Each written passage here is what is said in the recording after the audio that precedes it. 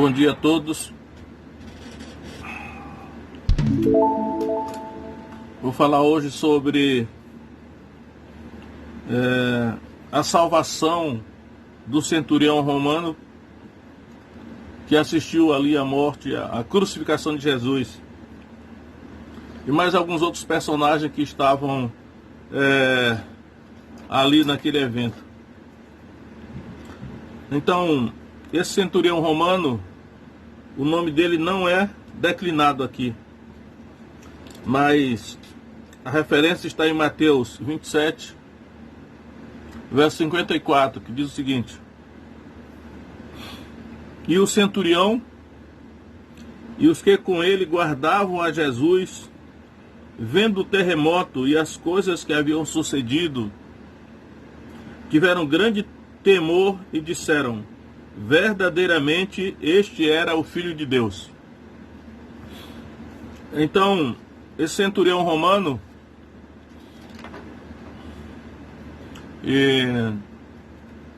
certamente não era um judeu, era um romano, portanto um gentio. Às vezes os gentios são chamados também no Novo Testamento de gregos ou helenos, mas no caso aqui era um romano, centurião, exército romano. E ele foi testemunha ocular da morte de Jesus ali na cruz, e ele viu os terremotos, o terremoto, né? Não somente eles, era ele e os que guardavam a Jesus. Então era uma guarnição certamente do exército romano, porque eles viram o terremoto e as coisas que haviam sucedido. Então diz aí que eles tiveram grande temor, era o grande temor, né?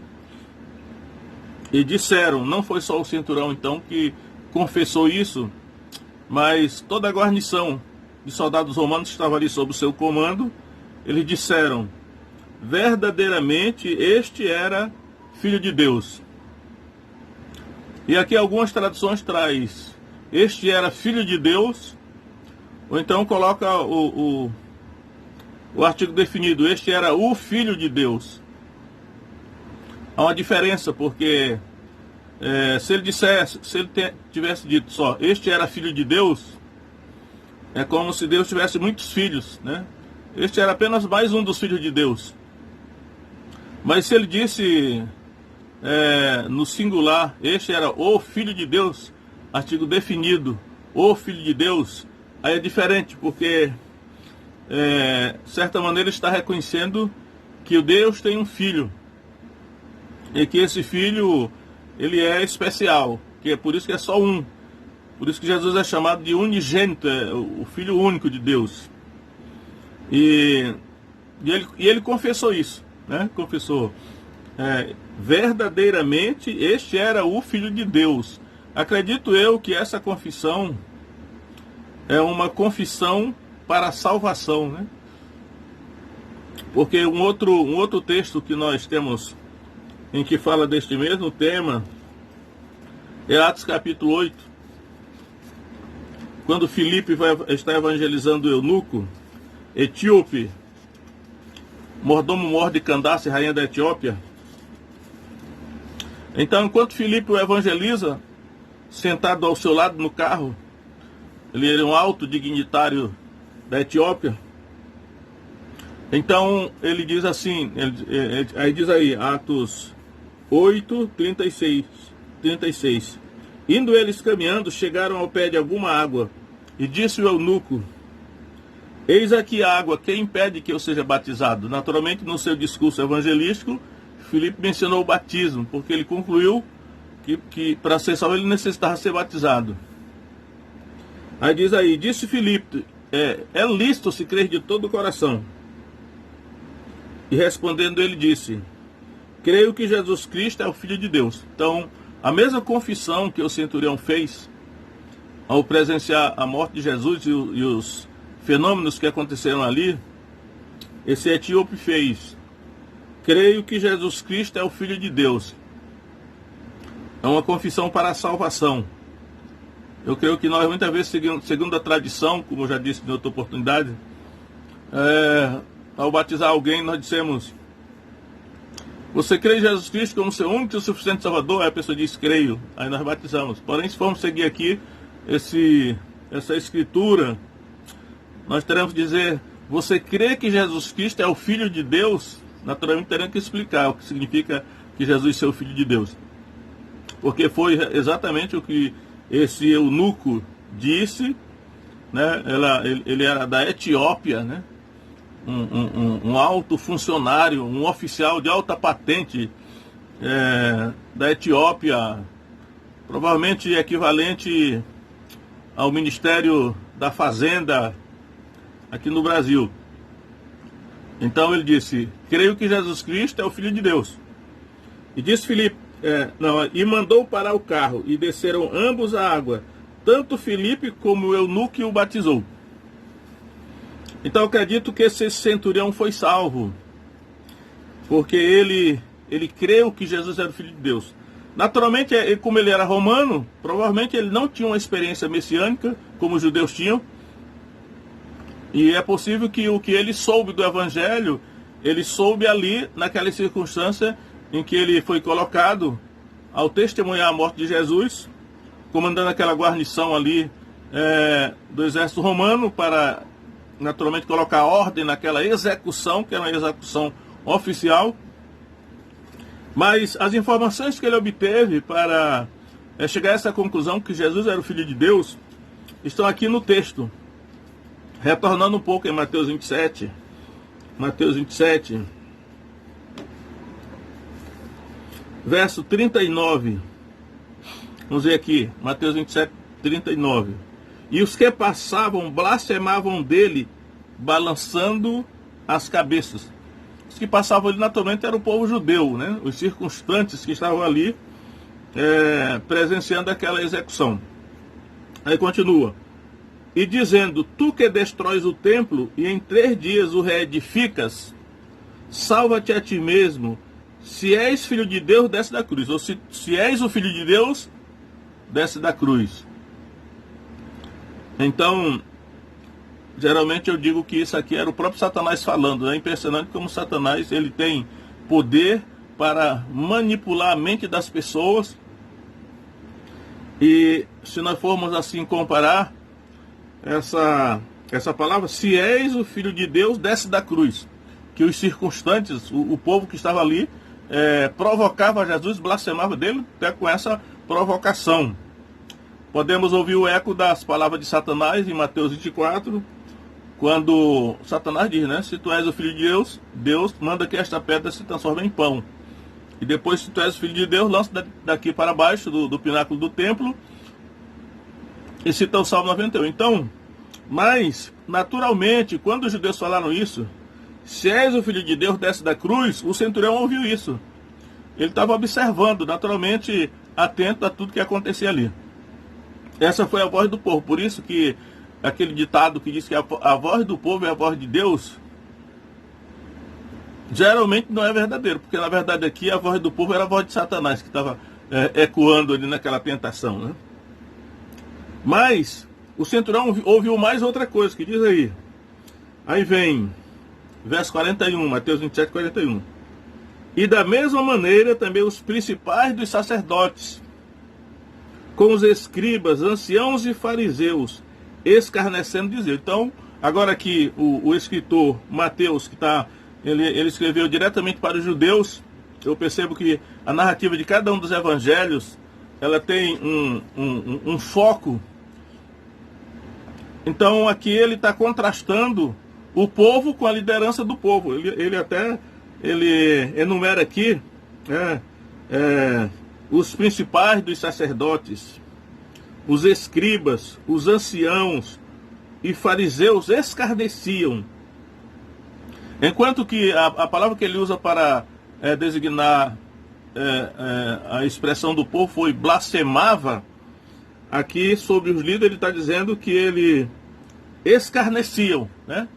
Escarneciam ou zombavam de Jesus, dizendo o seguinte: salvou os outros e a si mesmo não pode salvar-se. Se é o rei de Israel, desça agora da cruz e crê-lo-emos. Confiou em Deus, livre-o agora, se o ama, porque disse: sou filho de Deus. Então, novamente a expressão: sou filho de Deus. Isso aí o centurião estava ouvindo. E naturalmente ele estava observando para saber se era verdade mesmo, né?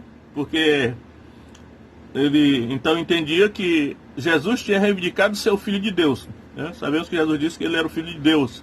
E os judeus não acreditaram. E agora estão lançando esse desafio, essa provocação, para que ele provasse se realmente ele era o filho de Deus, que ele descesse da cruz. Então, confiou em Deus, livre-o agora, se o ama, porque disse: sou filho de Deus. E aí, como Mateus, nesse caso aqui, a narrativa de Mateus, a atuação dos dois salteadores, né, que nós conhecemos como ladrões, na verdade não eram meramente ladrões, eram salteadores ou assaltantes. Ele diz apenas o seguinte, Mateus diz no verso 44, e o mesmo lhe lançaram também em rosto os salteadores que com ele estavam crucificados. Então, Mateus só diz isso, né? E o mesmo lhe lançaram também em rosto os salteadores que com eles foram crucificados. Ou seja, dá a impressão que Mateus está dizendo que da mesma maneira como o povo desafiou Jesus a provar que era o Filho de Deus, a liderança de Israel também fez a mesma coisa, os salteadores fizeram a mesma coisa, como tipo assim, né, desafiaram que Jesus também provasse que era o Filho de Deus, fazendo alguma coisa, né, como ele deixa aqui subentendido. Então foi tudo isso que o centurião ele ouviu ali, e ele acabou fazendo essa confissão: verdadeiramente este era o Filho de Deus. Esse evangelho deixa só nesses termos, mas acreditamos que ele foi salvo. Eu acredito que ele foi salvo, né? Você vê que alguém vai questionar: mas o batismo? Afinal, Jesus disse: quem crê e for batizado será salvo. Bom, Jesus disse isso depois da ressurreição, né? Depois da ressurreição, quando ele deu a grande comissão, aí ele passou a incluir o batismo. E vemos que a partir daí, da ressurreição de Jesus, a partir do Pentecostes, por assim dizer, sempre o batismo é mencionado em conexão com a salvação. Mas antes do batismo, não, né? E então, esse centurião romano aí não é mencionado que ele tenha sido batizado, pelo menos nesse momento aqui não. Então, o que eu quero deixar claro aqui é que Jesus, na sua morte e ressurreição, pessoas foram salvas ali, né? Esse é o propósito de Deus até hoje, que as pessoas sejam salvas crendo em Jesus. Talvez nem todos vão ver terremotos, né, os sinais miraculosos, porém a fé vem pelo ouvir a palavra de Deus. Agora eu quero mencionar também um pouquinho aqui a salvação de um dos salteadores, né? Essa questão dos salteadores, ela está mais destrinchada aqui em Lucas. Lucas, já que era o médico grego, alguns dizem Lucas, o historiador grego. Lucas escreveu o Evangelho de Lucas, escreveu o livro de Atos. Apesar de ser médico, ele tem as características de um historiador, né? Então Lucas, ele tem também um objetivo no seu Evangelho. Acham alguns que ele escreveu para os gentios, ou para os gregos, né? Mas ele vai dizer o seguinte, sobre o julgamento de Jesus. Lucas 23, 14. O Pilatos, que na verdade Pilatos ele é o magistrado, né? Porque nós estamos acostumados com o sistema tripartite dos poderes, achamos até que é certo, né? O poder executivo, o legislativo e o judiciário. A nossa Constituição diz: os poderes são independentes e harmônicos, e nós estamos vendo hoje que nem são independentes nem harmônicos, né? É o que eu sempre digo: nós recebemos as coisas e não questionamos, ficamos até tentando justificar. Mas até onde eu sei da revelação bíblica, em todo lugar tem só uma autoridade. Os três poderes estão aí para brigar entre si, né, o que nós estamos vendo hoje. Mas no caso lá, naquele tempo ainda, né, e o nosso direito, em grande parte, ele deriva do direito romano.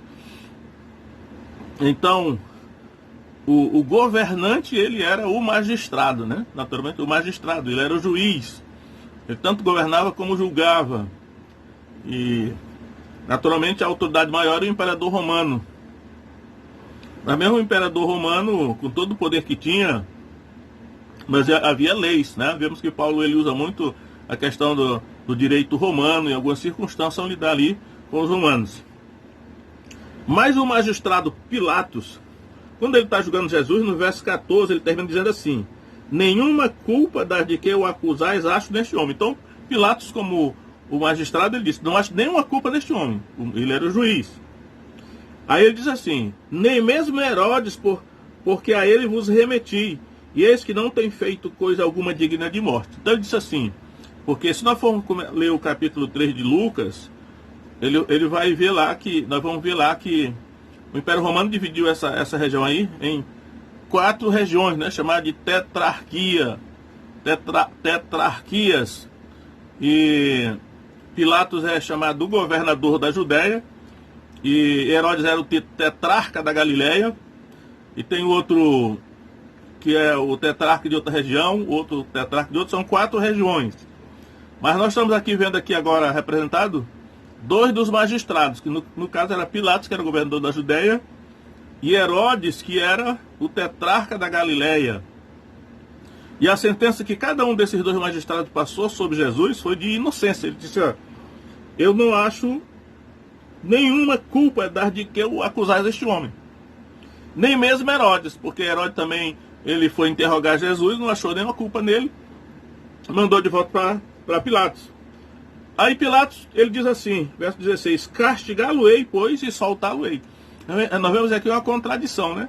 Se ele já tinha julgado Jesus inocente, reconhecendo que os judeus o haviam entregado por inveja, mesmo assim ele sente a necessidade de castigar Jesus. Ou seja, para dar uma resposta talvez ao clamor popular, né? Porque depois não, mas eu vou primeiro dar uma resposta para o clamor popular, para castigar Jesus, mesmo ele sendo inocente, depois eu solto, só não queria matá-lo. E aí, diz assim, soltá-lo-ei, né? Era-lhe necessário soltar-lhes um pela festa. Porém, toda a multidão clamou a um, dizendo: fora daqui com este, solta-nos Barrabás. Aqui está falando de Barrabás. Então, né? E Barrabás, o verso 19 aí, ele foi lançado na prisão por causa de uma sedição feita na cidade e de um homicídio. Então, naturalmente, era muito grave o que Barrabás tinha feito, porque o Império Romano era o que dominava, era o que tinha soberania sobre, inclusive, a nação judaica, mas ele havia se rebelado contra o domínio romano e havia feito um tumulto, uma revolta, uma sedição. Ele tinha desafiado o poder dominante, e nessa tentativa ele cometeu um homicídio. Portanto, ele estava praticamente condenado à morte, né? O direito romano era severo, né? Mas o povo, né? Vamos ver aqui, essa questão que nós estamos vendo hoje, né? Será que a opinião pública deve influenciar os magistrados no seu julgamento? Ainda que eu não devesse, porque os magistrados devem ser justos, né?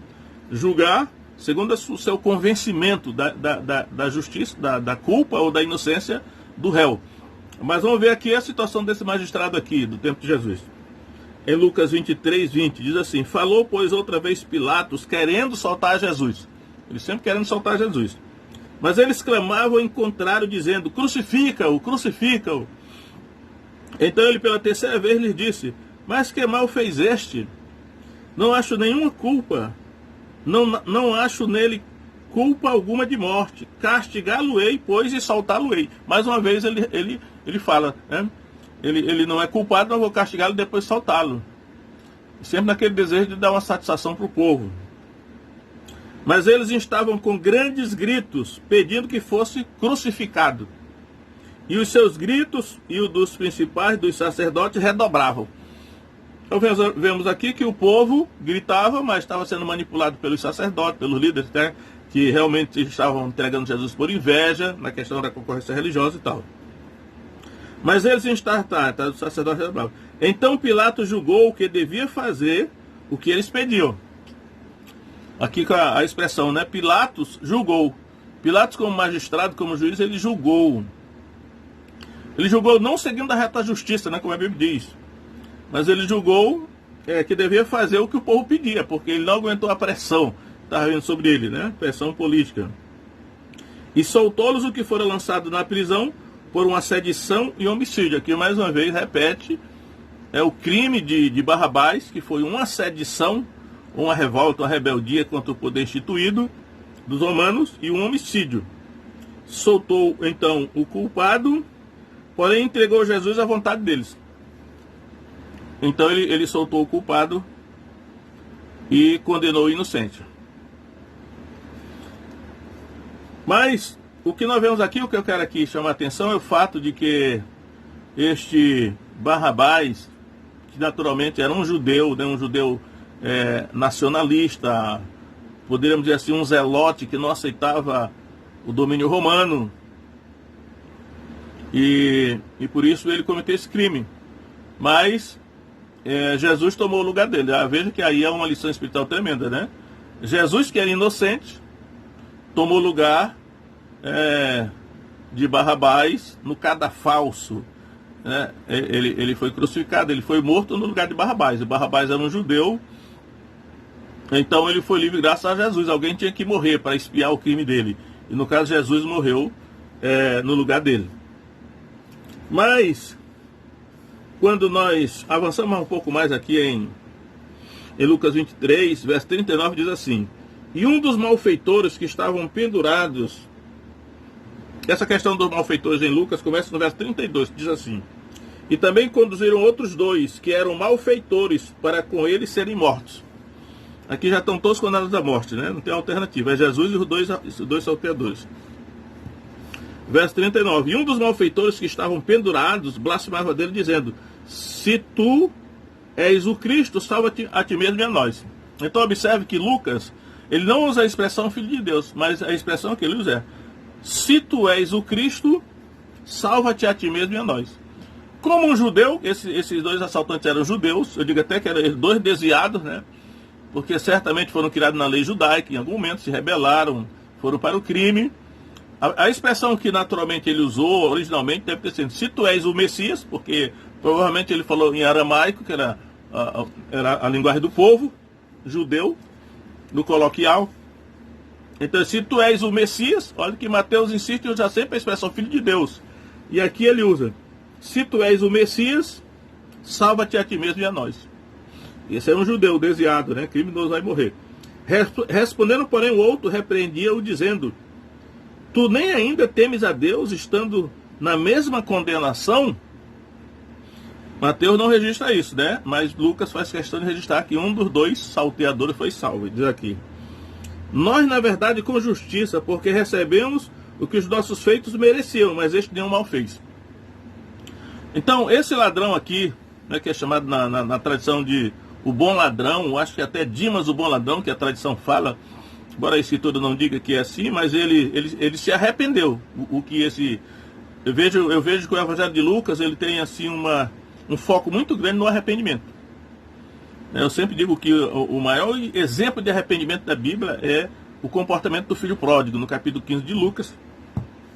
Lucas fala muito em arrependimento, e nós vemos aqui então, na hora da morte, esse ladrão, esse assaltante se arrependendo. E uma das características, sintoma do arrependimento, é que a pessoa assume a sua própria culpa, né? Então ele diz: nós, na verdade, com justiça, porque recebemos o que os nossos feitos mereciam, mas este nenhum mal fez. Então, ele reconhece tanto a culpa deles como a inocência de Jesus.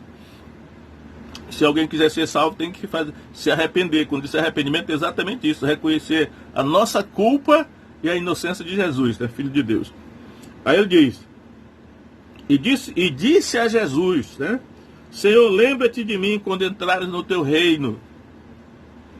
E aí eu quero...